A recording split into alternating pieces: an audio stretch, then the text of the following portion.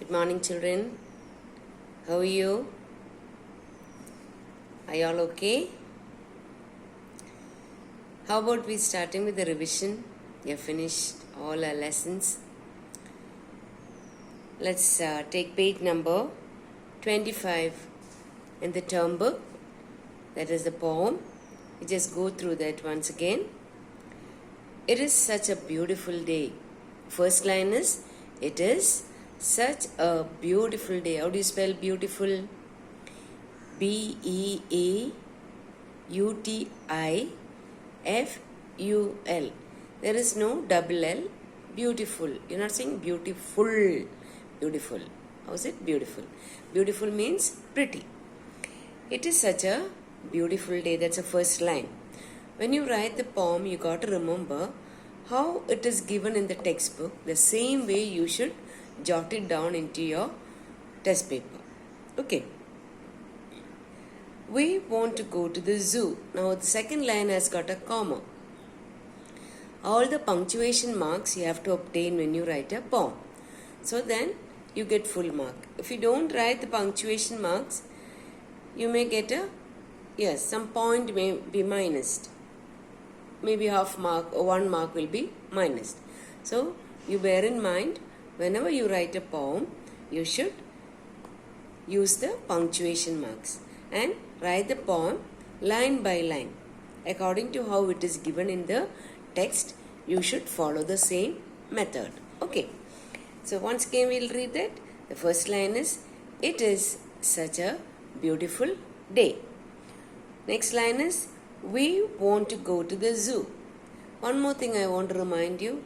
Each line is began with a capital letter. In poem, every line begin with a capital letter. So what all you have to remember? First you have to write the heading of the poem. Then you have to write it line by line. Punctuation marks, capital letters. 4 rules are there. So before you start writing the poem, you must first note down the heading means the title of the poem. Then write line by line. Use punctuation marks. Use capital letter for each line. Okay? Follow? Right. So once again we repeat the same thing. It is such a beautiful day. It is.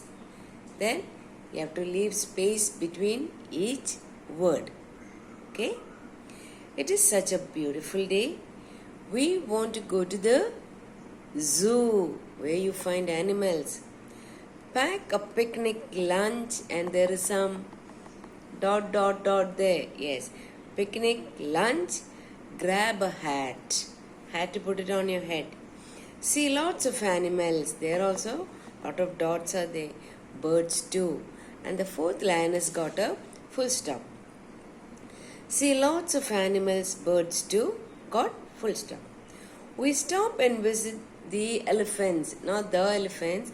We stop and visit the elephants.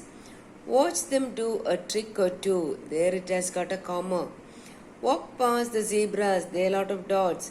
They stand 4. See the peacock. Again lot of yes, dots. Feathers so blue. And full stop. The 4th line and the 8th line has got a full stop. Why don't we just repeat that once again? It is such a beautiful day. We want to go to the zoo. Pack a picnic lunch. Grab a hat. See lots of animals, birds too. Full stop.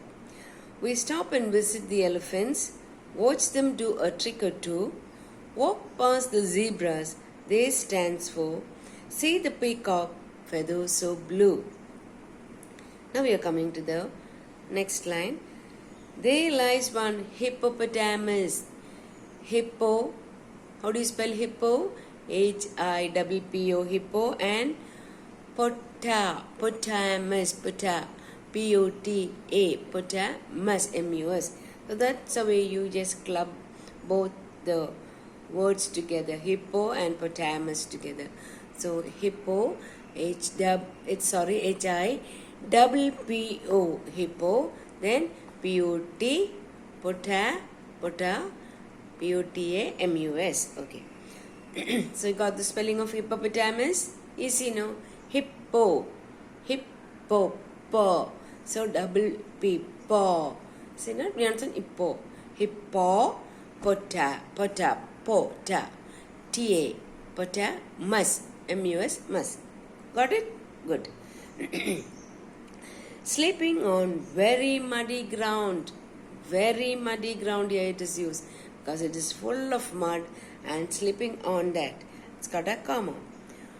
We see the lion sitting on some rocks with lots of bushes all around. Yeah, all around it's having lot of bushes where he is seated on the rock. The train ride around the zoo, we enjoy sitting at the tail end. That means at the right at the back. The whistle blows going through the tunnel. Blows. What is the meaning of blows? Yes, whistling sound. Whistling sound means sound like that. Okay, that is the whistling sound. Sorry, just to make you understand what is blow. Going through the tunnel. Tunnel means it will be so dark you cannot see anything else. It will be like a narrow path. And going around sharp bend. And the last line also got full stop. So this is how you write the poem. And learn this poem. I'm not giving you the other one. You just read through it. You can enjoy that last poem. Anyway, I'm not giving you that for the examination. It's a very interesting poem. Just read through it.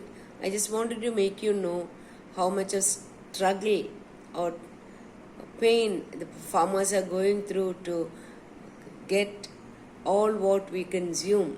Consume means what we take. Okay. And then let's move on to the notes of lesson 4. One Sunday that you got to look into your notebook. Okay. All right. Ready?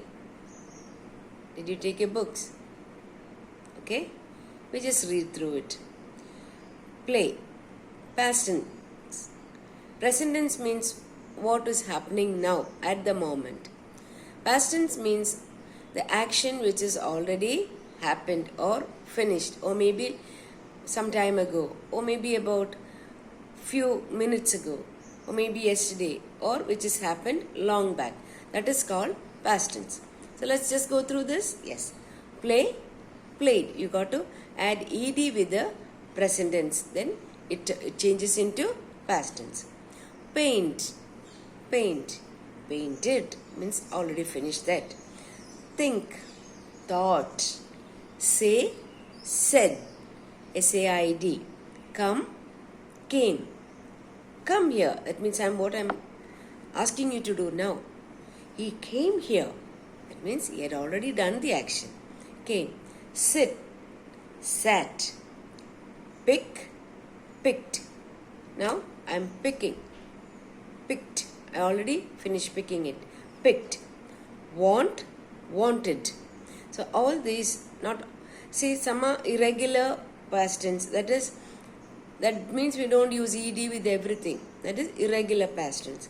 Like say, said, come, came, sit, sat.